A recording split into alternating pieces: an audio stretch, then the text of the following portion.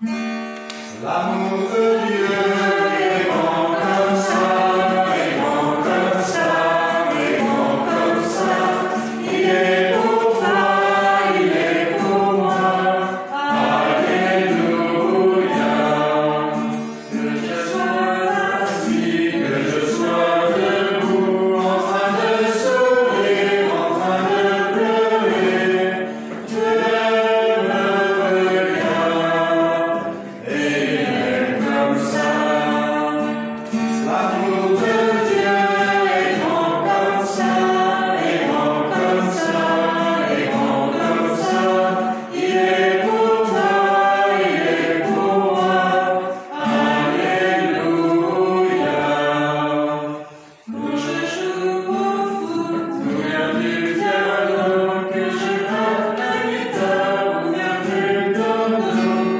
Dieu me regarde et il est comme ça. L'amour de Dieu est grand comme ça, est grand comme ça, est grand comme ça. Il est pour toi, il est pour moi. Alléluia.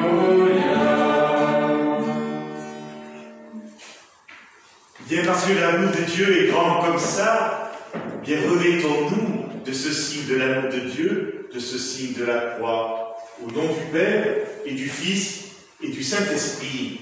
Amen. Le Seigneur soit avec vous. Et avec votre esprit.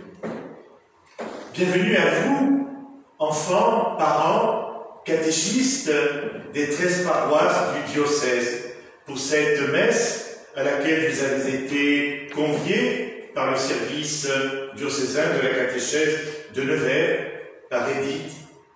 Bienvenue à vous, paroissiens de la paroisse Saint-Jean-Eudes, de Sainte-Marie de Bethléem, de Saint-François d'Assise, de Notre Père en Morvan, de Saint-François de Sales, de Saint-Jean en Sud-Nivernais, de Saint-Paul au cœur de la Nièvre, de Notre-Dame entre Loire et Allier, de Saint-Joseph entre Loire et Abogne, de la Sainte-Famille, de Saint-Jean-Paul II, de la Sainte-Trinité, de Notre-Dame entre Loire et Forêt.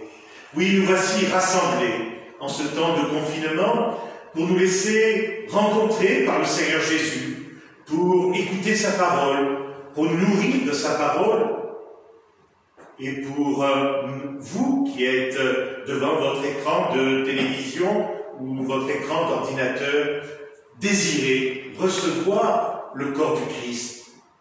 Tout à l'heure, quand nous allons communier, nous le ferons en pensant particulièrement à chacune, à chacun d'entre vous. Nous nous rassemblons avec tout ce que nous sommes, avec nos joies, avec nos difficultés, avec nos soucis, et nous nous présentons tels que nous sommes devant le Seigneur. Nous nous laissons regarder par lui, parce qu'il nous aime. Bien au début de cette Eucharistie, parce que parfois, nous faisons quelques bêtises, nous allons lui demander pardon. Si je fais une bêtise, je ne dois pas lâcher, mais de tout mon cœur, je demanderai pardon. Dieu me regarde et il m'aime comme ça. L'amour de Dieu est grand comme ça, est grand comme ça, est grand comme ça. Il est pour toi, il est pour moi. Alléluia.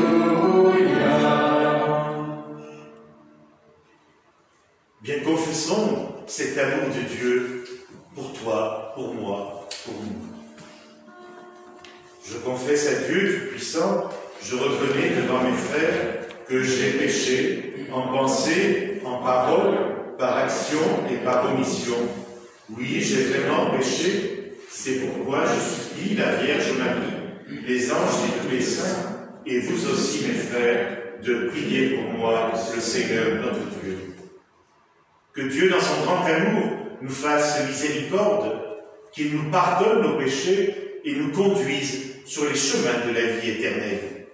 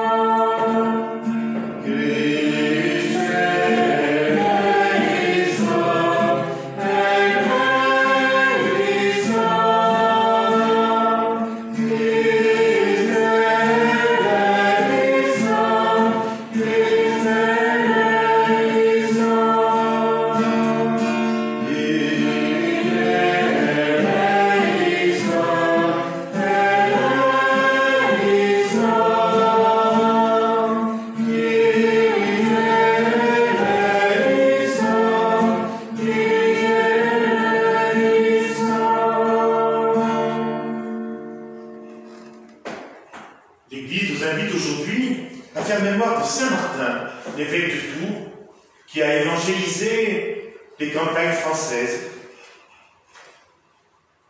Et aussi aujourd'hui, nous allons prier tout particulièrement pour les victimes des guerres, pour demander la paix dans notre monde. Ensemble, nous prions. Dieu qui a été glorifié par la vie et la mort de l'évêque Saint-Martin, renouvelle en nos cœurs les merveilles de ta grâce, si bien que ni la mort ni la vie ne puissent nous séparer de ton amour. Nous te le demandons par Jésus le Christ, notre Seigneur.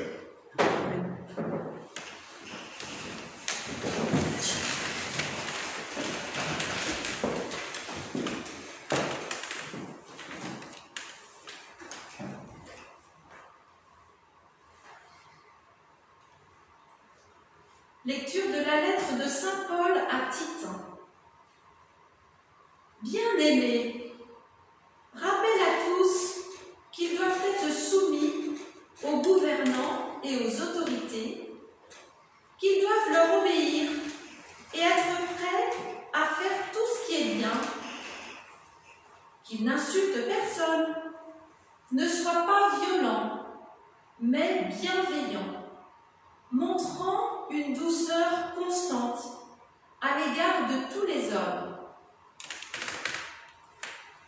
Car nous aussi, autrefois, nous étions insensés, révoltés, égarés, esclaves de toutes sortes de convoitises et de plaisirs.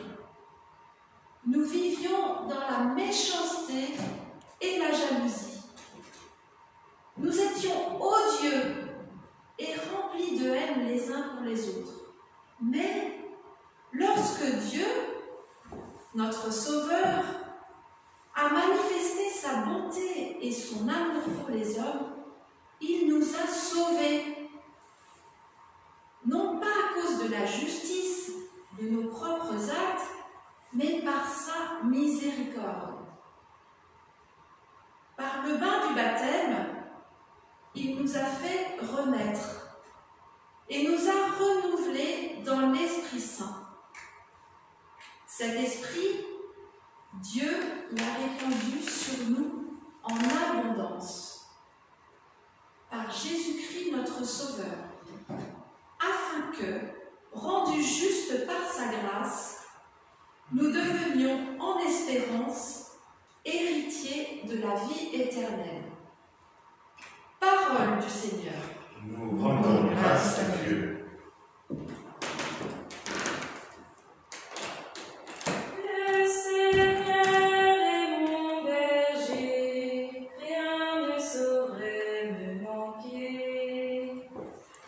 Le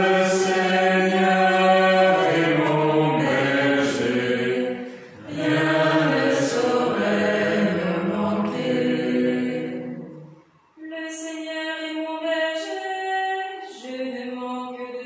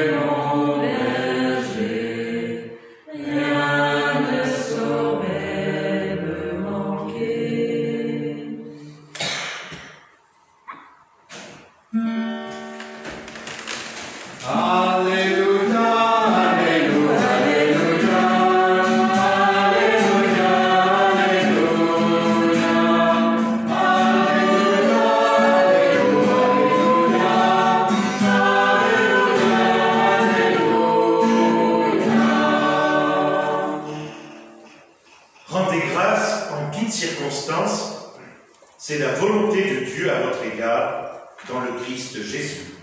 Alléluia, Alléluia, Alléluia, Alléluia, Alléluia,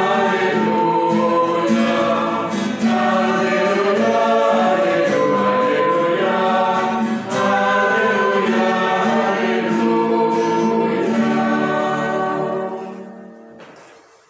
Nous savons qu'avant l'Évangile, nous traçons sur nous 3 petits signes de croix, un sur le front, un sur la bouche, et le 3e sur le cœur. Et quand nous traçons ce signe de croix sur le front, nous demandons au Seigneur, Seigneur, aide-moi à comprendre ce que tu vas me dire. Aide-moi à le comprendre. Ouvre mon intelligence. Quand nous traçons le signe de croix sur nos lèvres, nous demandons au Seigneur, Seigneur, que j'ai toujours faim de ta parole. Que ta parole soit ma nourriture, qu'elle me rassasie, qu'elle me comble. Et puis, la bouche, elle aussi, elle sert à parler. Eh bien, cette parole qui m'aura nourri, Seigneur, que je puisse à mon tour l'annoncer, la faire connaître. Et quand nous traçons le signe de croix sur notre cœur, nous demandons au Seigneur, Seigneur, fais que j'aime ta parole. Que ta parole soit pour moi source d'amour, de paix et de joie. Le Seigneur soit avec vous. Évangile de Jésus-Christ selon saint Luc.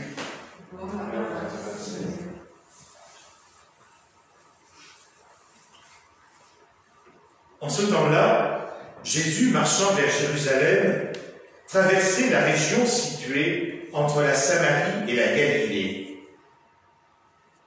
Comme il entrait dans un village, 10 lépreux vinrent à sa rencontre.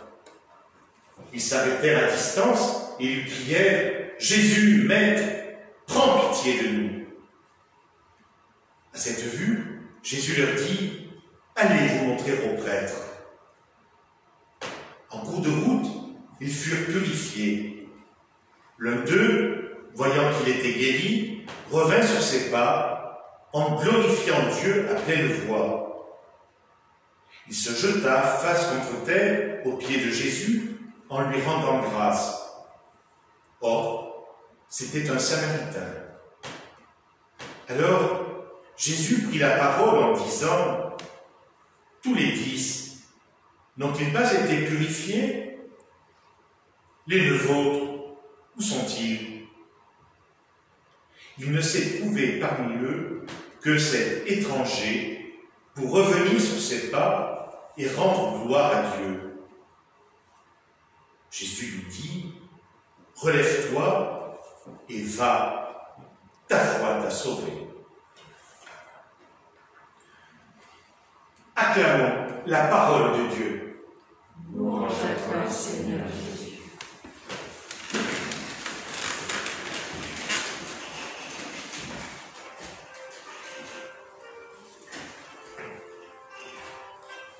Saint Paul, dans la première lecture, nous faisait des recommandations.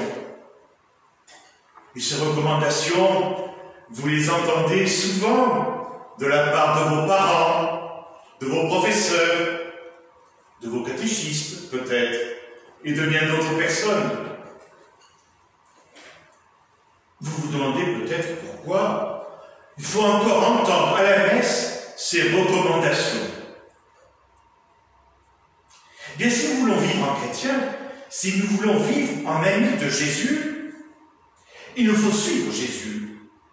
Il nous faut apprendre à vivre et à aimer comme lui.